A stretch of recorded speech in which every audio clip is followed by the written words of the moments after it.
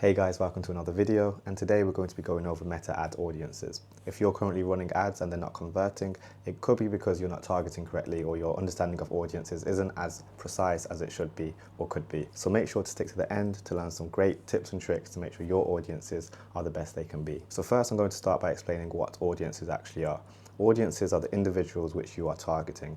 Now this seems very basic, but we need to understand that these individuals can be broken into segments, mainly based on demographics such as age, gender, location, and then if you want to go into more narrow, precise targeting, then it can go down to interest, behaviors, education level, job level, and even household income, which is crazy. That's basically what audiences are, and when we're targeting, there are two different types of targeting we can do. We can do broad targeting, and then we can also do precise targeting. If you're familiar with Google Ads, you'll be aware that there's different match types when it comes to keywords that people are searching, such as broad match or phrase match or exact match. Similarly, with meta ads, we can do the same in that we can target on a broad level, or we can really narrow down and target a very specific segment. And in this video, we're going to make sure to cover when you should be doing broad targeting and when you should be doing more precise targeting. So let's jump right into meta ads. And as you can see, we are going to start with core audiences and just explaining what they are. So when we come to meta ads, you'll see that there's three different options that you have in order to create your audience. Now, what is a core audience? Our core audience is the very, very basics of who we're targeting. So age, gender, and location. So I'm going to use the example of a store which sells women's clothes. So we have a gender, which is women who we're targeting. We have a location. Our store could be in England, so we want to target maybe we only ship to people within the UK. So then mainly we want to only market to that demographic, so it's in the United Kingdom. And then our clothing range or the ages of the people that shop here might be, say, 18 to 25 years old. So those are our core attributes that we're going to need to know before we start doing any kind of targeting. So once you know your core attributes, that's where you can start, and that would be considered very broad. So if this was my first time running ads for this company, personally, I would start with a very broad match, literally just covering those three things: the location, the age, and the gender. And then from there, after running ads for a while, I'd then see who's clicking, as in what locations are clicking, and then also the age ranges. So I might start with my age range being from 18 to 40 years old, but then, based off the data and who's clicking, we might bring that from 18 right down to, say, 25 years old. So it's always best to start broad and then home in after you've got data. The most important thing when it comes to meta ads, and I think a lot of people misunderstand this, is to have data. You need to know who your audience is. And I think it's very easy for business owners to run into it thinking they know who their audience is, but they actually don't. So it's always best to start broad.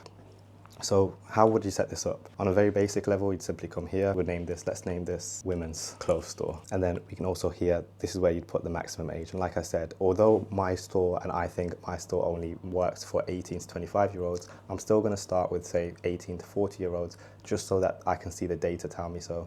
And then here's where we target the gender. Now, here's some tips and tricks as to how to make sure that when you're running on this level, you can still get more data. So one thing that's common, although we've targeted the United Kingdom, it'll be best for us to find out exactly where these people are. The only way we can do this and actually know the locations is if we create different audience types. So let's say we only want to target the main cities. Maybe it's urban clothing we're selling, so we want to target urban cities within the United Kingdom. What I would do is I'd make a list for myself of every single urban city. Let's do London, Manchester, Birmingham, just to keep it simple. And what I'd do is I'd simply create Birmingham first. I'd target Birmingham first, England, United Kingdom, and then I'd click create saved audience. And then what I'd do is I'd just copy this, and then I'd get rid of Birmingham, and then we'd put London, and then I would save as new, and then we can put London. And then I'd do the exact same again. So edit, and then this time Manchester. And I'll explain why I'm doing this in a second. Save as new. So now we have women's clothes store for Birmingham, women's clothes store for London, and women's clothes store for Manchester. Now, why have I split it like that and not just done United Kingdom? The reason I've done this is because when you go to the ad set level, as in we actually go to build the ads, we want to see, are we getting more sales in Manchester than London? Are we getting more sales in Birmingham than London? And the only way to split that is if we have separate audiences. So in this case, I'd create 3 different ad sets, one for Manchester, one for London, and one for Birmingham, and then I'd run the ads out. After, say, a week or two, or whatever your budget allows, then I'd look and see, okay, most of our click-throughs are coming from Birmingham and Manchester. From then on, I'd get rid of London, so we no longer use that London audience, and then we'd focus on that Birmingham or Manchester. with this data, we'd also be able to see who's clicking. So we'll be able to see the age range. So let's skip ahead in a magical world. 4 weeks we've been running ads. We find that most of our clicks are coming from Manchester. From then on, I'd get rid of London and Birmingham. So let's delete these. And then we click on this one. After looking at our data, we also find that most of our clicks are coming from 18 to 25-year-olds. So then I'll come here and I'll drop that to 18 to 25, sorry. And what that means is that we can now spend less on the same adverts and target more people that we know are most likely to click. And you can see now how I'm slowly starting to home in on exactly who my audience is. Now, this is coming from the idea that we've never touched audiences before. And we will talk about custom audiences and lookalike audiences towards the end of the video. I'll make sure to put the timestamps below if you want to skip there. But assuming that you've never ran ads before and maybe your business is still quite fresh and you don't know what to think or where to start, this is what I'd be doing. And then I click update, and then I'd simply let that one run. And what you'll find as well, you'll see how the numbers change. So this was at over a million before, and now it's between 717,000, 844,000. And obviously the more narrow and tight we get with our targeting, the less people there are to target. But so yeah, that's pretty much what core audiences are. That is it on a very basic level, and that would be how you go about creating it. So when we're in meta ads, there are also other types of audiences. We have custom audiences and we have lookalike audiences. And this is where it does get a little bit more complex. So I'm going to make sure to continue to explain it on a very top level and keep this video pretty basic. Again, if you'd like a more advanced video, make sure to drop a comment below and let me know and I'll see what I can do. But if we head over to create audience, you'll see custom audience. What's a custom audience? A custom audience is basically creating an audience from already engaged customers or audience. So it's from your warm or hot audience. In marketing, we have cold audience, we have a warm audience, and we have a hot audience. A cold audience is an audience which has never heard of your brand before. They don't know what you do, who you are, or they've never seen you in your life. So they're cold. They're not easy to sell to. We need to warm them up. Warm audience, they might be aware of your brand. So maybe they've been on your website. Maybe they've put something in their cart, but they haven't yet bought from you, but they're aware of your brand. They might have seen your ads. They might have spent some time on your website. Maybe they've seen your friends wear it. They're warm to you. And then obviously our hot audience is people that have already bought to you and would be are therefore more likely to buy from you. Based on these three, you'd create 3 different ad types because you'd want to target differently. So your hottest audience, you'd want to be upselling. You'd want to be giving them straight offers, letting them know about stocks. Whereas your cold audience, they don't need to know that you've only got 15 left in stock because they don't know who you are. They need to know more about your brand, so you'd concentrate more on teaching them. We can talk about this in another video. This is more on a marketing level, I'd say. This is more for marketing level teaching, but my point is you need to be aware of who your cold audience is, your warm audience, and your hot audience. Let's move on to custom audience and see how that applies. So like I said, a custom audience is basically your warm and hot audiences. These are people which have already engaged with you, and Meta gives you amazing options for you to be able to grab and pull that kind of data. So let's say you have a business and you have a crazy long mailing list with say 1,000 people on. You can now pull that list through here, customer list, all those emails, you can pull it and you can put it into Meta and it will identify these and then it'll be able to target those people specifically dependent on if their emails are associated with any of Meta's networks, which they more than likely are. Let's say you sell office utilities. For example, office chairs. You have a customer list of 1,000 people that have bought your office chair from you. Maybe you have a new office desk coming out. It'll be nice to target those people that have already bought your chair from you, and this is where you could use that. You'd pull in that customer list that have bought the chairs from you, and you'd build ads specifically saying, hey, we have this office desk coming out, which is gonna go with your office chair absolutely perfectly. And they're gonna be more likely to buy from you than say your cold audience because they're aware of you and they would recognize your brand, more likely to click through, and you can see how you can use that to your advantage. That's retargeting, and that's done through custom audiences. You also have websites. I'd say websites probably one of the most popular that I've seen, and you've probably experienced yourself. It's when you go on a website, you might browse for a bit, you might be on there for 5 minutes, you might be there for 1 minute, you might be on there every day, but then suddenly the next week or the next day or the next hour even, you start going on Instagram and you see adverts for that. I saw this with Manu Devore, for example. I'll show you the clothing brand. So I know they use a lot of retargeting, but I spent a little bit of time on here. It'll ask you to accept cookies. As soon as you click that, then it's taking your data and then they can retarget you based off that. And that's what we're doing here. So people will go on your website with what you call a pixel link. It'll be able to track those people and then you'll be able to retarget them. So that's custom audiences and where you'd want to use it. Basically, it's just for retargeting and targeting your warmer audiences, warm and hot. Finally, we're going to finish up by explaining the lookalike audience. We're going to start off by looking at lookalike audiences.